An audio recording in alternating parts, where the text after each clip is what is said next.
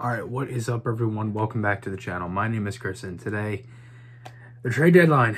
Huge day today. A bunch of stuff happened. A lot of trades went down. A couple big ones. Taylor Hall going to the Bruins. Anthony Mantha going to the Washington Capitals.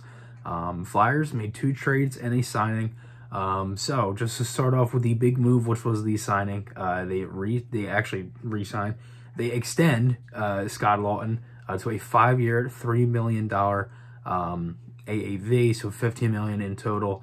And again, I like this contract for the Flyers. I do. I think it makes sense with the way that the market was going. And I saw it as, minutes before Laughton was announced, Alex Iafallo signed with the Kings, 4 years, $4 million.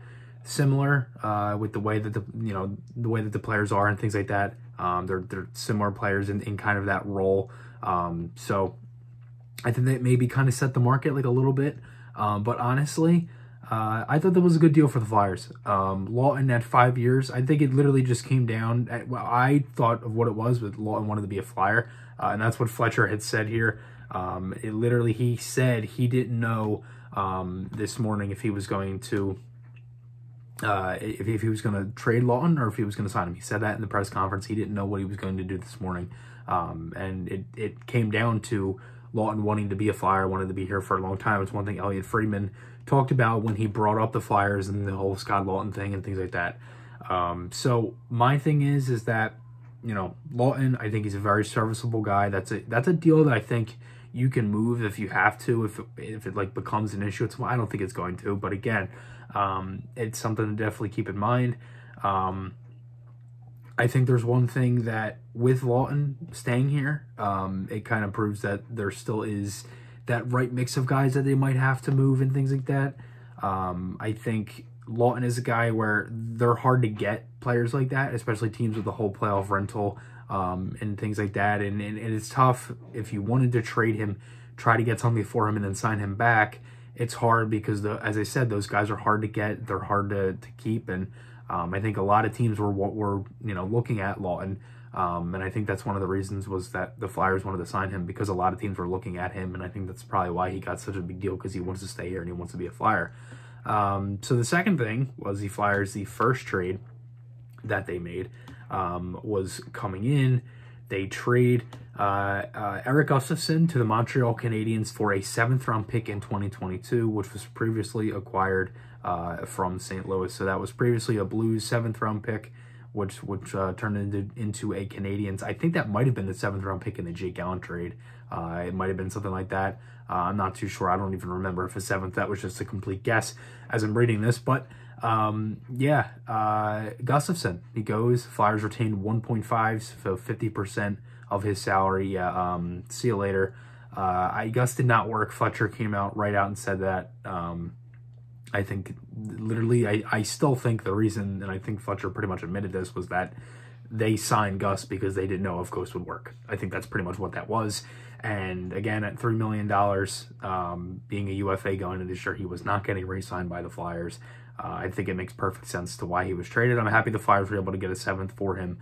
And hey, do not count out 7th-round picks, because I talked about it on the podcast.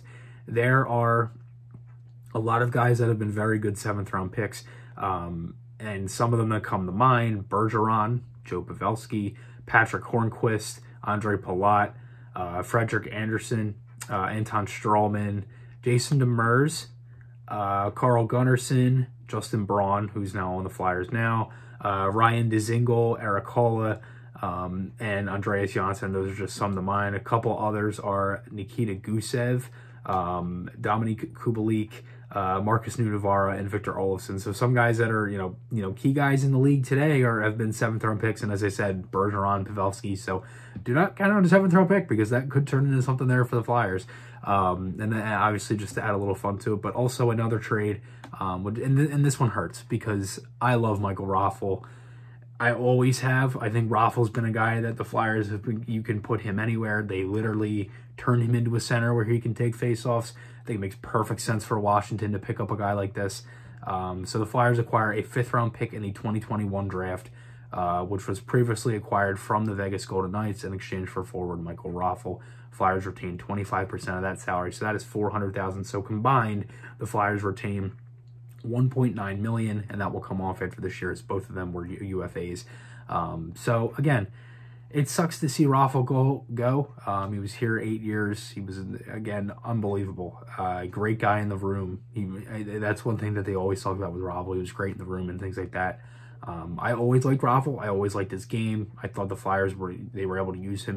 There was times where Raffl was playing first line here with the Flyers, and I think he's been a guy that, as I said, a winger that can play center, can play penalty kill. He's a veteran, as I said, good in the room. That'll help out Washington for what they did today, picking up Anthony Mantha. That was easily the best trade of the whole thing.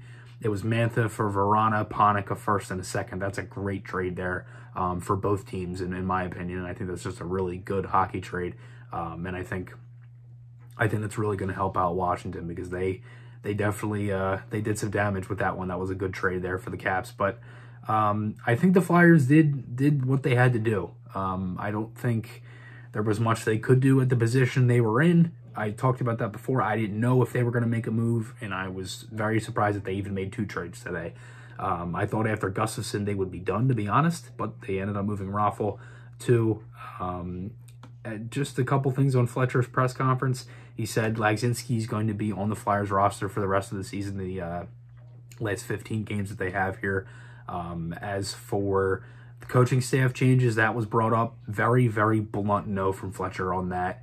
Basically just came out and said no, they're not, considering coaching changes, and that's the best thing. So, again, I think for the most part, I like pretty much everything that Fletcher came out and said today. I mean, he openly admitted that Gustafson didn't work, and he wanted to give him a chance to play. So that was another thing too. But again, I think Fletcher did his job today. I think that's really all he really could do. I think you have to see how these next 15 games kind of play out and see what the Flyers are going to do. Hopefully that, opens up some stuff for the offseason and stuff. But let me know your guys' thoughts below. Seriously, thank you to everybody who joined the live stream for the podcast. It was a very long one, almost 3 hours, where we just kind of sat here and talked about a bunch of stuff. We had Jim from HW Radio on. It was a great guest, unbelievable time. And again, seriously, thank you to Chris and to the few other people there who donated the money for us. That was unbelievable. We seriously cannot thank you all enough. And honestly, again, thank you all for the support. It's been unbelievable, and I know this has been a tough year for us Flyers fans, and we don't want to be in this position, and I didn't think Fletcher would be in this position, and then he kind of ending it, guaranteeing that the Flyers would... He thinks that the Flyers are going to be in a different spot at this time next year, and hopefully he's right, because I think that's going to happen. So remember, guys, podcast articles, those links are on my channel. Hope you guys enjoyed this one. I'll see you guys in the next one, and goodbye.